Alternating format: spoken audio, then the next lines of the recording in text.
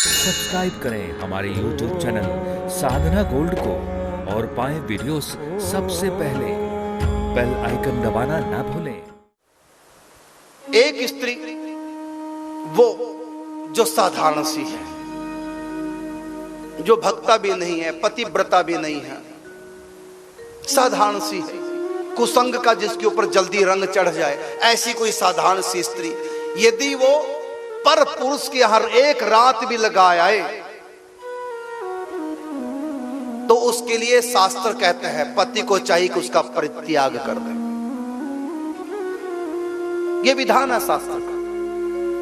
लेकिन क्या यही नियम सीता जी के ऊपर भी लागू होगा जो सती साध्वी है? एक वो तो चाहे 100 रातें भी क्यों ना लगा दे, तब भी उनके सतीत्व की तरफ कोई उंगली नहीं उठा सकता। ये पतिव्रता है, ये अपने बल से अपने सतीत्व की रक्षा करने में सक्षम है, समर्थ है। ऐसी पतिव्रता जो भस्म कर दे, जो उनकी तरफ थोड़ा भी इज्जत की तरफ हाथ उठाए, ऐसी पतिव्रताएं एक नीचे 100 रावणों के बीच में रहे तब भी वो सती रहेंगी, तब भी वो पतिव्रता रहेंगी।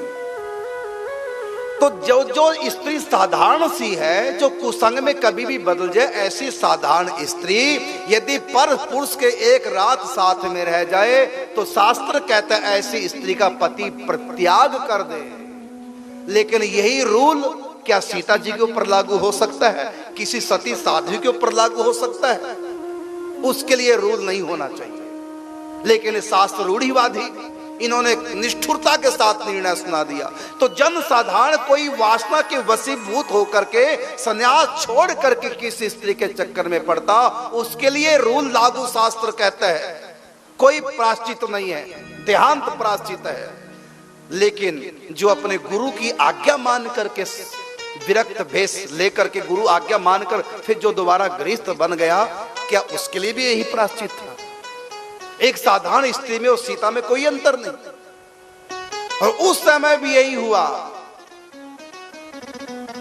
धोबी का मतलब एक साधारण व्यक्ति जिसको शास्त्र का ज्ञान नहीं, बस इतना सुन रखा था शास्त्र को ही बात कि एक रात भी कोई स्त्री पर पुरुष के यहां रह जाए तो पति को चाहिए कि त्याग कर दे। तो ये तो सुन रखा था। और उन रूढ़िवादियों ने राम के ऊपर भी कलंक लगा दिया। जब उनकी पत्नी चली गई कहीं एक रात के लिए बिना बताए और कह दिया मैं राम नहीं हूं, जो शास्त्र की मर्यादा को तोड़ करके पत्नी को संग रख ले, जो रावण की लंका में रह चुकी है कितनी रातें, फिर भी राम ने रख ली तो मैं राम नहीं हूं, निकल घर से बाहर। और केवल धोबी की बात नहीं, बहुत लोगों ने ऐसा कहा। राम जी ने गुप्तचर विभाग के द्वारा भी सुना और स्वयं भी छद्म भेष धारण करके अपने कानों से चर्चा हजारों जगह सुन चुके थे। इक्ष्वाकु वंश को कोई कलंक लगा रहा है, इस कलंक को धोना है। इसलिए राम जी को निर्णय लिया, क्योंकि राम जी कहते हैं मैं केवल पति होता तब ये निर्णय नहीं लेता, मैं इस समय राजा हूं। भले सीता सती है, साध्वी मैं जानता हूं, लेकिन राजा के ऊपर कलंक लगे तो राजा का धर्म बनता है वो राजा के ऊपर झूठा कलंक, सीता के ऊपर झूठा कलंक, तो उसको सिद्ध करना था और सिद्ध किया भगवत सीता ने। कैसे सिद्ध किया? राम के सिवा आज तक मैंने मन से भी यदि किसी पुरुष का चिंतन नहीं किया, यदि मैं उत्तम पतिव्रता हूं, धरती फट जाए। यदि ये बात सच है तो धरती फट जाए, तो धरती को भी फटना पड़ा। ये भगवान ने प्रमाण दिया। उत्तर रामायण में तो यहां तक भगवान राम कहते हैं सीता का परित्याग करने के बाद लोगों की शिकायत, रूढ़िवादियों की शिकायत की, लकीर के फकीरों की शिकायत की राम जी ने, क्योंकि नर लीला कर रहे हैं। इस समय राम भगवान नहीं है, नर लीला कर रहे हैं। क्या मैं समाज की क्या कहूं? जो सुगंधित फूल शीश पे चढ़ाए जाने चाहिए थे, उसी फूल को पांव के नीचे प्रजा ने रौंदा है। लेकिन क्या करूं, मैं राजा हूं, प्रजा का पालन करना मेरा सहज धर्म है। तो राम जी को पता था गलत हुआ है। इसी प्रकार यहां वही बात मैंने बताया ना कि जब व्यक्ति संतों के प्रति, साधुओं के प्रति, सज्जनों के प्रति, अच्छे लोगों के प्रति भी जब ईर्ष्या करने लग जाए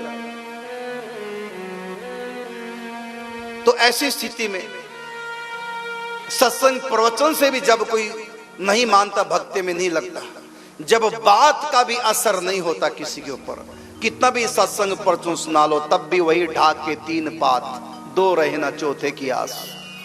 ऐसी स्थिति में जब संत हाथ खड़े कर देते हैं, प्रभु हमने खूब प्रवचन कर लिए, समाज सुधरने को तैयार नहीं है, जब संतों के हाथ खड़े हो जाते हैं, फिर भगवान के अंदर जो आत्माएं लीन हो चुकी हैं, उन्हीं में से कुछ आत्मा को जहां तहां अवतार लेकर भेज देते, जाओ अब तुम चमत्कार दिखा करके लोगों को सीधा कर।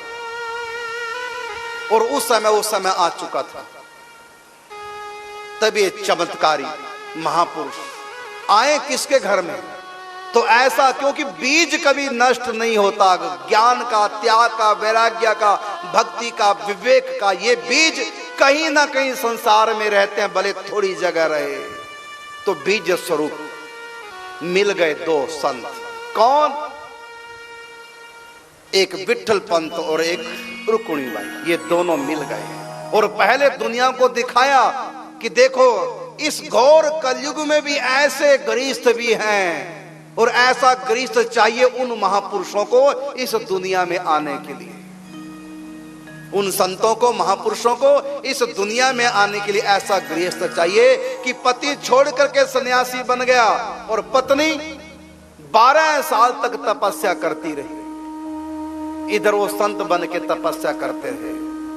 अब यहां भी वापिस जब आए, अपमान के घूंट पी रहे हैं, तब भी किसी को कुछ नहीं कहा। ऐसे घरों में ही महापुरुष आते हैं।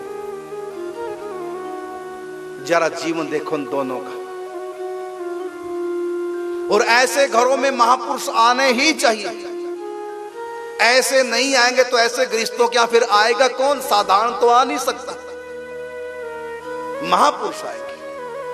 यदि साधारण जन भी ऐसे गर्भ में जन्म लेगा, वो साधारण जन भी अपने माता पिता के पुण्य प्रताप से, संस्कार से, वो साधारण भी एक दिन महापुरुष बन जाएगा।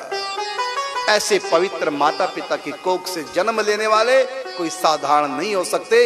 यदि साधारण हैं, वो साधारण रह नहीं सकते।